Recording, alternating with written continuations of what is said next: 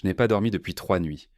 La pièce est silencieuse à l'exception du bruit régulier du réfrigérateur dans la cuisine. Un ronronnement mécanique, constant, presque méthodique. Il marque le temps mieux qu'une horloge. Je suis assis à la table sans allumer la lumière. La chaise grince légèrement quand je bouge, alors je m'immobilise. La fenêtre est entr'ouverte. L'air est froid, humide, chargé d'odeurs de bitume, de pluie ancienne et de métal. Une voiture passe parfois. Trop vite pour que je distingue quoi que ce soit. J'écoute sans vraiment entendre.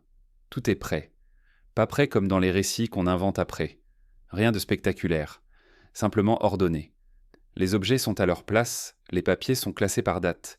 Les clés sont alignées près du bord, toutes dans le même sens. Bientôt, je n'aurai plus besoin de revenir ici. Avant de me lever et d'éteindre ce qui reste, je veux fixer les choses. Pas pour expliquer, juste pour respecter l'ordre exact des faits. Avant, ma vie était simple. Ni heureuse ni misérable. Fonctionnelle. J'aimais ce mot parce qu'il ne promettait rien et n'exigeait rien. Je me levais à 6h10, toujours sans alarme. Le corps se souvenait mieux que l'esprit. Douche rapide, eau tiède, savon neutre acheté en lot, café noir, sans sucre, 2 tartines, parfois une seule si je n'avais pas faim. Je mangeais debout, près de l'évier, en regardant le mur. Je n'écoutais pas la radio, le silence me convenait. Ensuite, je m'habillais sans réfléchir. Les mêmes vêtements, achetés en double pour éviter les choix inutiles. J'achetais le pain dans la même boulangerie, rue de la République. Marianne travaillait là depuis longtemps. Elle connaissait mon visage, pas mon histoire. Elle disait bonjour, parfois bonne journée, jamais plus. Je payais toujours en espèces, même quand la carte était plus simple. Les pièces avaient un poids réel, je les comptais sans regarder mes mains. Ce geste me calmait. Il avait quelque chose de définitif. Je travaillais par période. Des missions, des contrats courts, souvent loin, parfois très loin. Quand j'étais à Marseille, je louais un petit appartement au 3e étage d'un immeuble ancien. Les marches étaient usées, inégales. L'odeur de poussière restait accrochée au mur, même après avoir ouvert les fenêtres.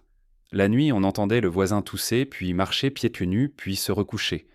Je ne mettais rien au mur, une table, une chaise, un lit, pas d'armoire, pas de photos, rien qui oblige à s'attacher à l'endroit.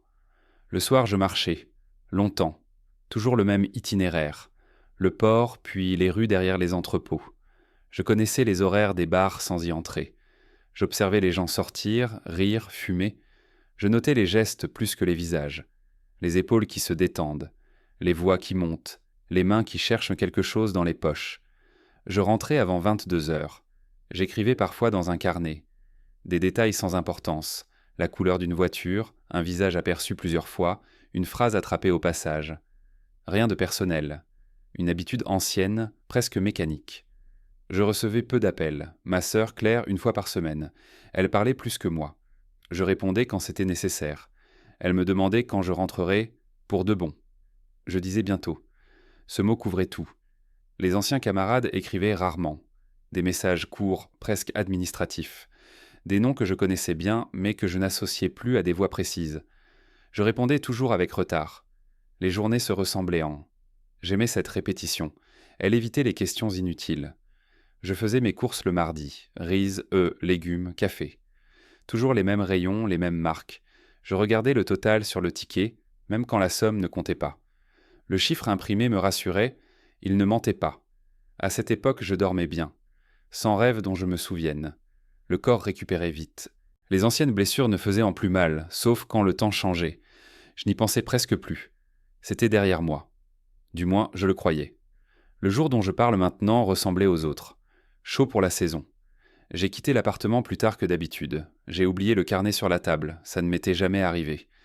Dans la rue, j'ai hésité à remonter le chercher, puis j'ai continué. Le café avait un goût plus amer. Marianne m'a rendu la monnaie, sans me regarder. Mon téléphone a vibré une fois dans la poche. Je n'ai pas vérifié tout de suite. Je me souviens avoir pensé que la journée serait courte. Rien ne la distinguait des précédentes. C'était, sans que je le sache encore, la dernière journée ordinaire. Le message est arrivé à 9h18. Je me souviens de l'heure parce que j'ai regardé l'écran 2 fois. Une première par automatisme, une seconde parce que la vibration a duré plus longtemps que d'habitude, comme si le téléphone insistait. Le nom affiché ne m'a pas surpris. Il aurait dû. Mais certains noms ne disparaissent jamais vraiment. Ils restent disponibles, même quand on croit les avoir laissés derrière soi. On me demandait si j'étais disponible, rien d'autre. Pas d'explication, pas de contexte. Une phrase courte, impersonnelle. J'ai répondu oui. Je n'ai pas demandé pourquoi. J'ai rangé le téléphone dans ma poche et j'ai continué à marcher comme prévu. Ce jour-là, j'ai mangé tard. Un sandwich acheté près du port. Pain trop sec, fromage sans goût.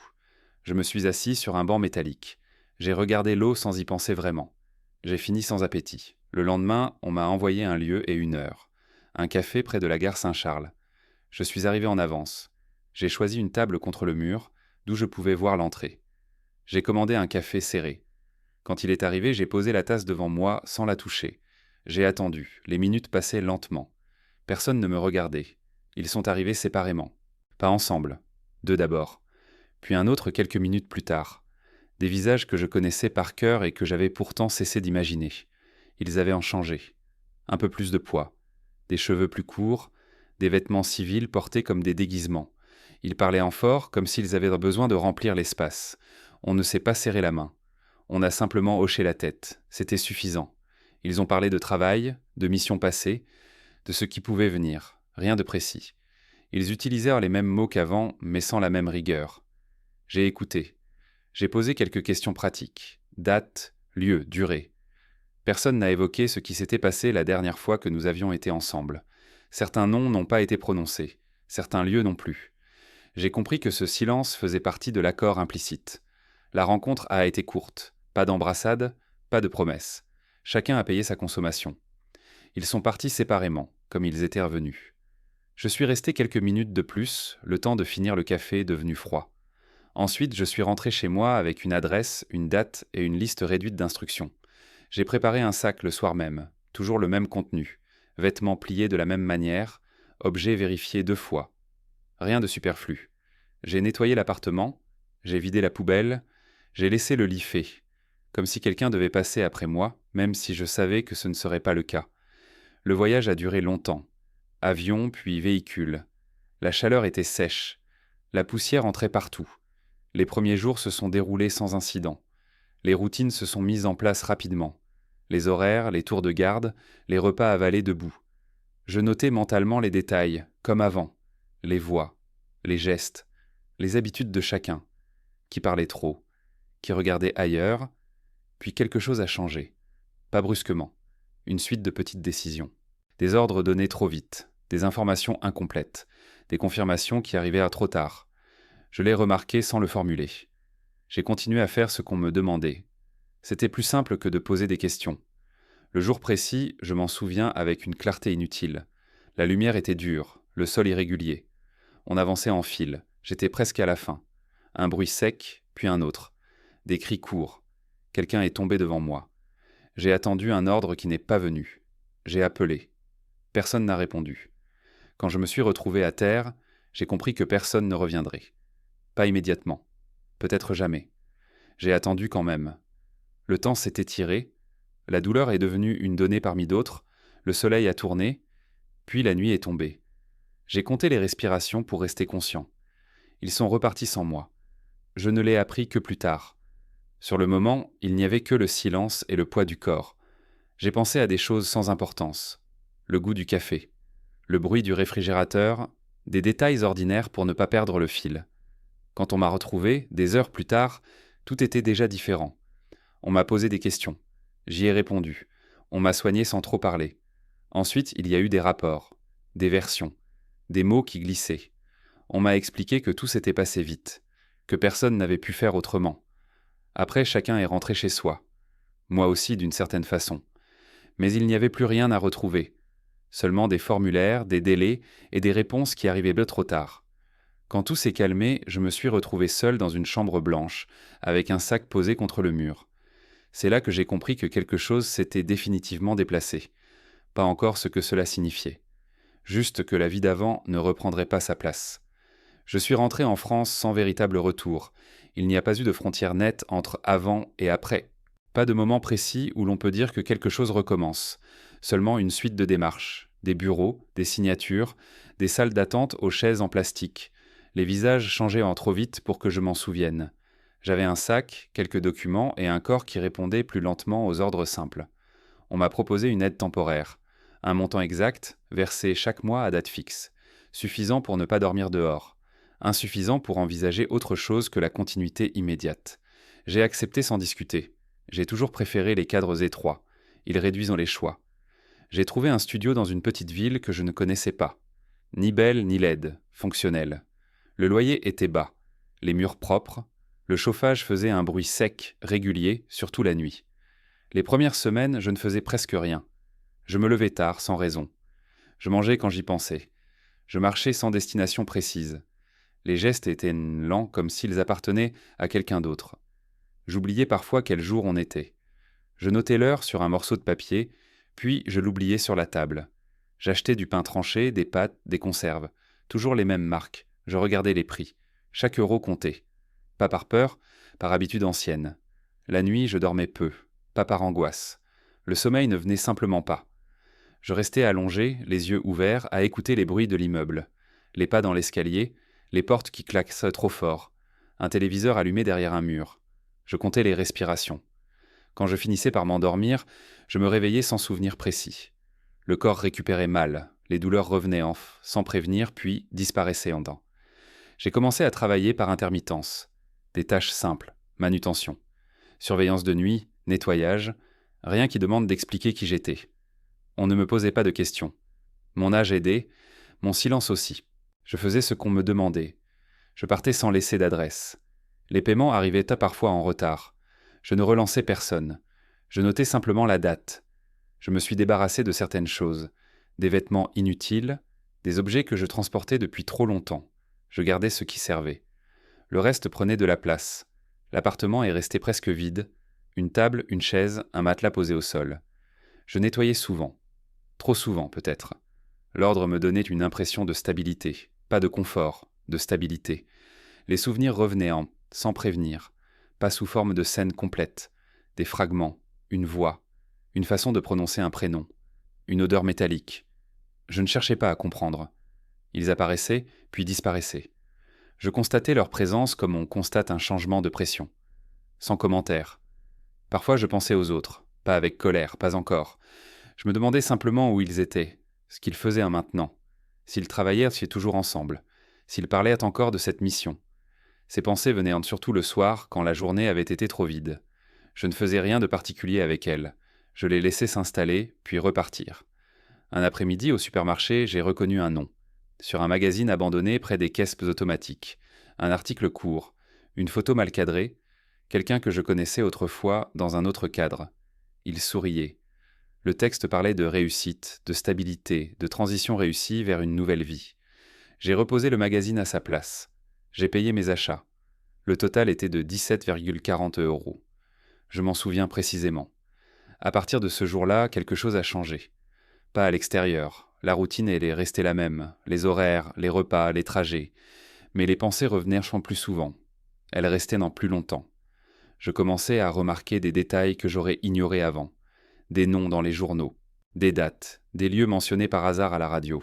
Je n'appelais toujours personne. Personne ne m'appelait non plus. Cela ne me dérangeait pas. Le silence avait simplement pris une autre densité. Comme s'il contenait désormais quelque chose de précis, sans que je puisse encore le formuler clairement. Je me souviens m'être dit que ce n'était qu'une phase, que cela passerait, que le corps finirait par s'adapter. Je me suis couché ce soir-là plus tôt que d'habitude.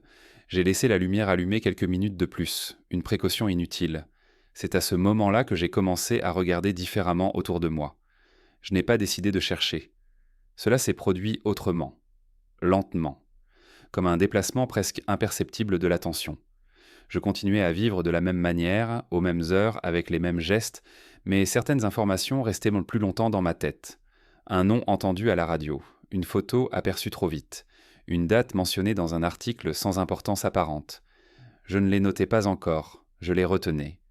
J'ai commencé par ce qui était accessible, les réseaux sociaux, sans compte personnel, pages publiques uniquement, photos de groupe, articles relayés, commentaires laissés par d'autres. Je reconnaissais les visages plus facilement que je ne l'aurais cru. Certains avaient des vieillis, d'autres presque pas.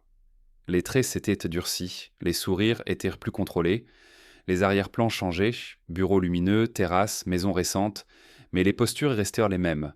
Je faisais cela le soir, toujours après manger, jamais longtemps, 10 minutes, 15 au maximum. Je regardais l'heure avant d'ouvrir l'ordinateur.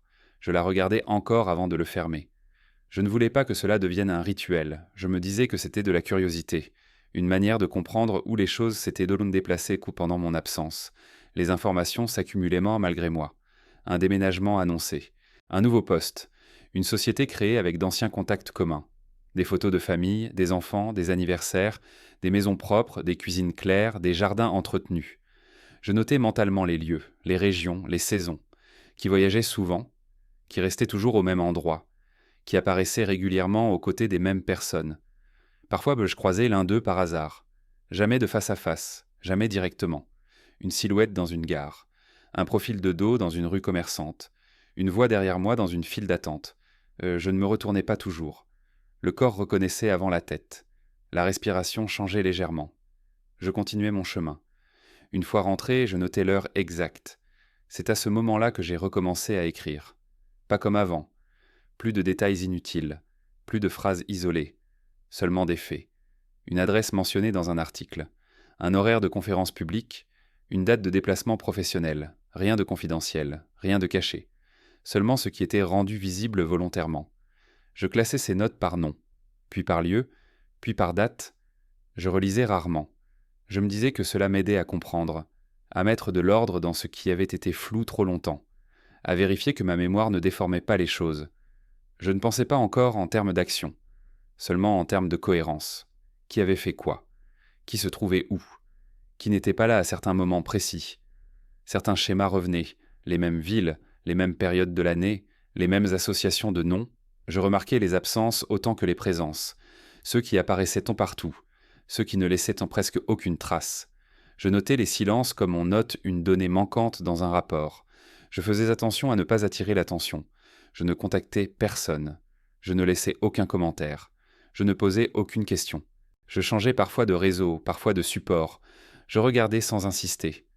Comme on observe un lieu familier après une longue absence, sans nostalgie, sans émotion visible, avec précision. La nuit, le sommeil revenait par fragments. Je me réveillais souvent à la même heure, toujours avant l'aube. Je pensais à des détails pratiques, des trajets possibles, des distances entre deux points, des durées approximatives.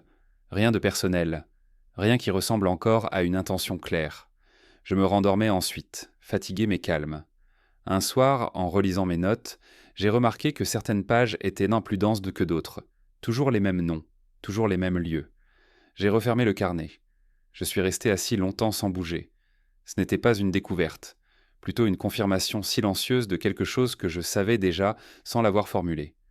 Je ne me suis pas dit que j'allais faire quelque chose, pas encore. Je me suis seulement dit que continuer comme avant n'était plus possible, pas avec ce qui s'était accumulé, pas avec ce que je voyais désormais clairement, même sans le nommer. Le lendemain, j'ai modifié légèrement ma routine. Rien de visible de l'extérieur. Une heure différente, un trajet changé, un détour inutile en apparence, un détail minuscule. Mais pour la première fois depuis longtemps, ce changement n'était pas dicté par le hasard. Il m'a fallu du temps pour admettre ce qui me poussait à continuer. Ce n'était pas la colère, pas le besoin de réparation au sens habituel. Je n'attendais ni excuse, ni reconnaissance, ni retour en arrière. Ce qui s'était passé ne pouvait pas être corrigé. Je l'avais compris très tôt. Ce que je cherchais était différent. Une cohérence, une correspondance exacte entre les actes et leurs effets, sans raccourci ni atténuation. J'ai fini par comprendre que ce qui me dérangeait le plus n'était pas l'abandon en lui-même, c'était la facilité avec laquelle il avait été absorbé par le système, transformé en incident technique, classé, refermé. Les rapports parlaient d'erreurs de communication, de contraintes opérationnelles, de décisions prises sous pression. Les phrases étaient soigneusement équilibrées. Personne n'avait menti frontalement. Chacun avait simplement déplacé sa part de responsabilité d'un demi-pas en arrière. Mis ensemble, ces demi-pas formaient un vide précis. De mon côté, tout était resté immobile. Le corps avait fini par fonctionner à nouveau. Pas comme avant, mais suffisamment pour durer. En revanche, le temps s'était figé autour de certains instants. Il revenait avec une netteté excessive. Les secondes manquantes, les ordres qui ne sont pas venus, les silences trop longs à la radio, les regards évités ensuite. Ces détails ne s'érodaient pas avec les années. Ils se stabilisaient. C'est là que mon raisonnement a changé. Je n'ai jamais pensé en termes de justice. Ce mot suppose une instance extérieure. Je pensais en termes de continuité logique. Si une décision produit un effet, alors cet effet doit rester attaché à celui qui l'a rendu. Pas effacé par le temps, pas neutralisé par une promotion, un confort ou une réussite ultérieure. Sinon, quelque chose se rompt. Et cette rupture, je la portais seule depuis trop longtemps. Je n'ai pas construit de plan global, pas de vision d'ensemble, pas de scénario final. J'ai toujours travaillé par séquences limitées, une étape vérifiable. Puis la suivante, cela réduisait les erreurs. J'ai commencé par confirmer ce que j'avais déjà observé. Vérifier des horaires réels, tester des hypothèses sans conséquences immédiates, éliminer ce qui ne tenait pas. Il a fallu de l'argent, pas beaucoup au départ, mais de manière régulière. J'ai accepté des missions que j'aurais refusées auparavant, des horaires de nuit, des déplacements longs. J'ai mis de côté chaque euro possible. J'ai ouvert un compte séparé. Pas sous un faux nom. Simplement un compte sans usage quotidien. Les chiffres augmentaient un peu lentement. Je suivais leur progression sans satisfaction particulière. C'était un outil, rien de plus. J'ai acheté des objets ordinaires. Rien de spécifique, rien d'exceptionnel. Des outils que l'on trouve partout, des vêtements neutres, des sacs communs, des billets de train achetés tardivement, des cartes prépayées. Je conservais les reçus quelques jours, puis je les détruisais. Par habitude plus que par crainte. La régularité me rassurait. J'ai recommencé à voyager, pas vers des lieux inconnus, vers des endroits déjà présents dans mes notes, des villes moyennes, faciles à traverser sans être remarquées. Je ne restais jamais longtemps, une nuit, parfois deux. Je marchais beaucoup, je vérifiais des trajets à pied, des correspondances réelles, des horaires effectifs, ce qui était faisable, ce qui ne l'était pas. J'éliminais mentalement ce qui introduisait trop d'incertitudes. À ce stade, rien ne s'était encore produit. Aucun incident, aucun événement visible. De l'extérieur, ma vie semblait toujours réduite à une suite de travaux temporaires et de logements interchangeables. Même pour moi, tout paraissait encore réversible. Je pouvais arrêter, revenir à la routine précédente. Cette possibilité existait. Je la reconnaissais sans y réfléchir longtemps, mais certaines décisions modifiant la suite sans bruit. Un billet acheté, une date notée avec précision. Une information recoupée et confirmée sur le terrain. Ces éléments agissaient comme des points fixes. Ils ne forçaient le rien. Ils rendaient simplement le retour moins probable. La première fois que j'ai compris que quelque chose était réellement engagé, ce n'est pas arrivé dans l'action. C'est arrivé un soir ordinaire, dans une chambre impersonnelle, en relisant mes notes. J'ai constaté qu'il n'y avait plus d'hypothèses inutiles. Tout ce qui restait avait une fonction définie. Rien ne dépassait. Je n'ai rien ressenti de particulier. Pas de soulagement, pas d'excitation. Seulement une forme de calme plus dense, plus stable. Comme lorsque certaines variables cessent enfin de fluctuer. À partir de ce moment-là, il ne s'agissait plus seulement d'observer. La première chose qui s'est produite n'a pas ressemblé à un acte, plutôt à une absence, un léger décalage, un élément qui ne s'aligne pas comme prévu dans une suite déjà fragile. Les journaux ont parlé d'un accident banal, un glissement, une défaillance mécanique, une combinaison de facteurs aggravants. Les mots habituels, interchangeables, employés sans précision excessive. Je les ai lus attentivement. Ils formaient un ensemble cohérent. Rien n'appelait d'analyse supplémentaire. Rien n'exigeait d'enquête prolongée. Je n'ai rien ressenti de particulier à ce moment-là. Ni tension, ni soulagement. J'ai simplement constaté que ce qui devait se produire s'était produit, sans bruit, sans rupture visible. Le monde avait absorbé l'événement comme il en absorbe tant d'autres, sans ralentir. J'ai rangé le carnet. Je suis sorti marcher. La rue était calme, les vitrines éclairées comme d'habitude. J'ai continué. Sans accélérer, sans chercher à optimiser. Chaque déplacement était préparé longtemps à l'avance, puis exécuté sans ajustement. Chaque présence était courte, toujours suffisante. Je n'étais jamais là au moment exact où quelque chose se produisait. Toujours un peu avant, toujours un peu après. Les lieux se ressemblaient, parking presque vide, route secondaire sans circulation, immeubles récents aux façades propres, aux accès prévisibles, rien qui attire l'attention, rien qui retienne la mémoire. Les événements ont été espacés avec soin, assez pour qu'aucun lien évident ne se forme, assez pour que chaque dossier reste isolé dans sa catégorie. Un incident domestique, une chute dans un escalier mal éclairé, une mauvaise décision prise à la fin d'une journée ordinaire. À chaque fois, les causes étaient plausibles, parfois même statistiquement attendues. Je ne provoquais rien directement. Je me contentais de ne pas intervenir à un moment précis. Je suivais les conséquences à distance, toujours de loin. Un article bref, relégué dans les pages intérieures, une notice publiée plusieurs jours plus tard, une photo reprise d'un ancien profil, quelques phrases standardisées. Les réactions se répétaient, d'abord le choc, ensuite la tristesse, puis l'organisation. Les rendez-vous administratifs, les changements de poste, les responsabilités redistribuées, les silences déplacés vers d'autres personnes. Le monde corrige rapidement ce qui dépasse. Je notais les dates avec précision. Je rayais les noms sans appuyer, comme on ferme un dossier. Le carnet s'allégeait progressivement. Les pages devenaient le plus espacées. Il restait moins d'annotations marginales. Les lignes étaient nettes. Je constatais que certaines pensées revenaient moins souvent. Les réveils nocturnes se faisaient en plus rares. Le corps retrouvait des cycles plus réguliers, sans effort conscient. Le dernier n'a pas été différent. Ni plus complexe, ni plus chargé de sens. Un concours de circonstances ordinaires. Un moment précis dans une journée sans relief.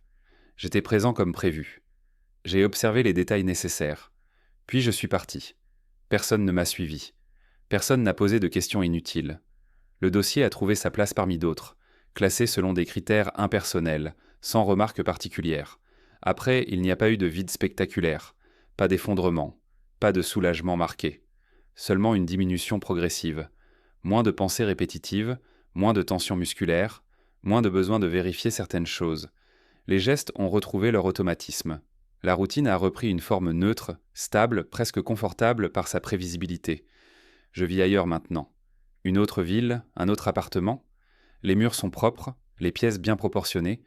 Le bruit est constant mais supportable. Je travaille quand c'est nécessaire. Rien de durable. Rien qui oblige à se projeter. Je mange à heure fixe. Je marche encore le soir. Les visages croisés ne s'impriment plus longtemps. Ils passent puis disparaissent.